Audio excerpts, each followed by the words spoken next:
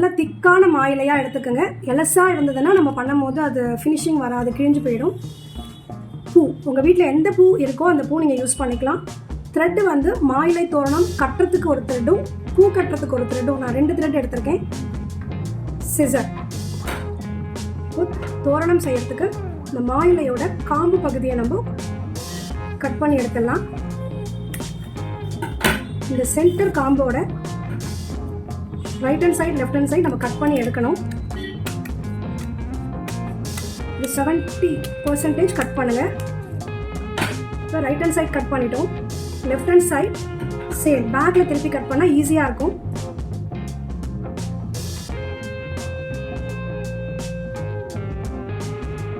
எங்கே ரைட்டில் கட் பண்ணீங்களோ அதே ஈக்குவலாக நீங்கள் ஸ்டாப் பண்ணணும் சிசரில் கட் பண்ணும் போது.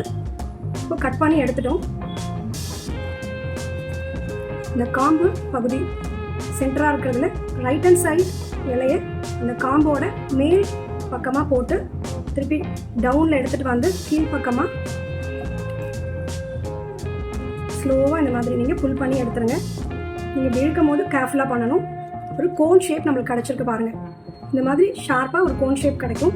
இப்போ அதே மாதிரி சென்டர் காம்பு பகுதிக்கு லெஃப்ட் ஹேண்ட் சைடில் இருக்கிற இலையை மேல் பக்கமாக போட்டு கீழ் பக்கமாக அந்த லீஃபை வந்து பொறுமையாக இந்த மாதிரி இழுத்து விடணும். இழுத்தோன்னா நம்மளுக்கு 2 கோன் ஷேப் மாதிரி கிடைக்கும். பாருங்கள், இந்த மாதிரி கோன் ஷேப் மாதிரி கிடச்சிருக்கு. இப்போ நம்ம லீஃப் நம்ம ரெடி பண்ணிட்டோம்.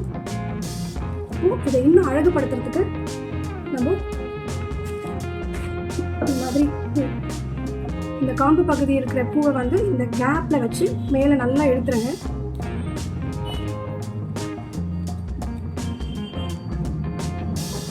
இந்த காம்பு வந்து மேல் பக்கமாக வந்திருக்கு.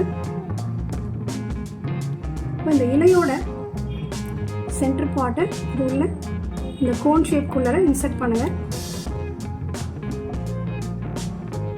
இப்போ இன்சர்ட் பண்ணிவிட்டு இந்த காம்பு பகுதியும் இந்த இலையோட சென்டர் பார்ட்டையும் பூ எப்படி கட்டுவோமோ அதே மெத்தட் தான். இந்த காம்பை நல்லா டைட்டாக பிடிச்சிக்கிங்க, நல்லா லூஸாக வந்துடும்.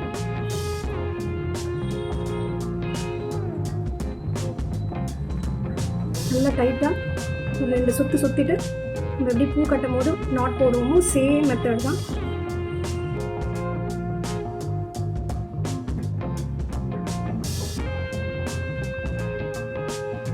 பூ கட் பண்ணிடலாம்.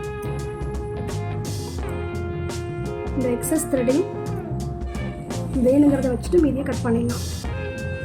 இது நம்ம க்ரீன் கலர் த்ரெட்டு கூட நம்ம யூஸ் பண்ணலாம். இப்போ அழகான தோரணத்தோட ஒரு லீஃப் நம்ம ரெடி பண்ணிட்டோம். பேக் சைடு இந்த மாதிரி இருக்கும், ஃப்ரண்ட் சைடு இந்த மாதிரி இருக்கும். இப்போ இந்த மாதிரி நம்ம நிலவாசப்படிக்கு எவ்வளோ வேணுமோ நம்ம அவ்வளோ லீஃப் நம்ம ரெடி பண்ணிக்கலாம்.